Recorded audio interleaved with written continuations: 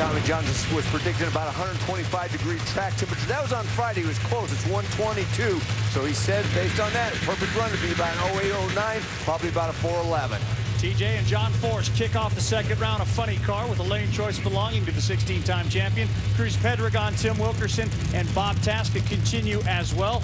Courtney able to do what Brittany was not in round number one, and that is a number one moves in the second round. Boy, those number one qualifiers in top fuel, that's almost a poison position this year.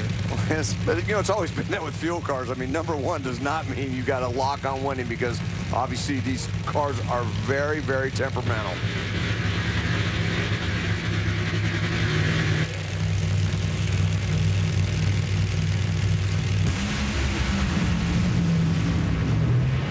Well, that left lane problematic for Tommy Johnson Jr. and John Force.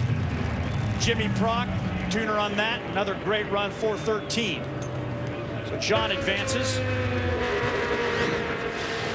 Just getting hot out there. Like we said, TJ said probably about a 411 range. I mean, he would have loved to have a 411. He probably would have got the win. John, though, was right there running those numbers. You know, him on race day, he might have rolled it in a little bit deep. Probably could have been a 411. 413, though, still a good enough pass to get him in the next round, much to the dismay of the Don.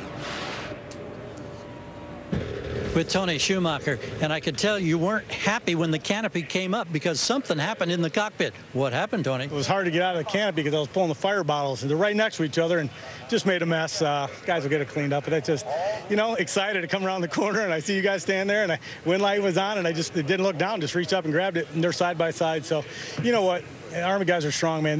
We got more than enough guys. We got Spencer's guys and Antron's guys. They always come over and help when any one of our teams get beat. That's what teamwork's all about. But going to the semis, man, Sonoma, it's unbelievable here, man. The crowd is fantastic. It's been fantastic every day, and the Army car is running strong. Got a big competition next round in Langdon. He's one of the better drivers out here, man. So we're just gonna have to cowboy up and go do our job. Thanks, Tony. Yep. Jimmy, don't leave. Now, speaking of cowboying up, John Force is climbing out. And, of course, anytime John Force Racing comes to this part of the country, San Francisco, your thoughts immediately go to Eric Medlin. Eric honored with the 8th annual Eric Medlin Nitro Night Charity Dinner over at Stone Tree Golf Club.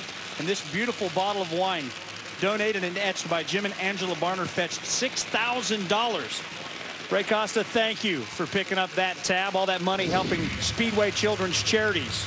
In Eric Medlin's name. True hero, true friend, true champion. We miss Eric all the time, especially when we come here to his hometown. He was such a great kid, and I mean, you know, who knows what he would have been, you know, had he had the fortune to continue on. I mean, he would have been right in the mix of the all-time greats. So what does Eric Medlin always tell us?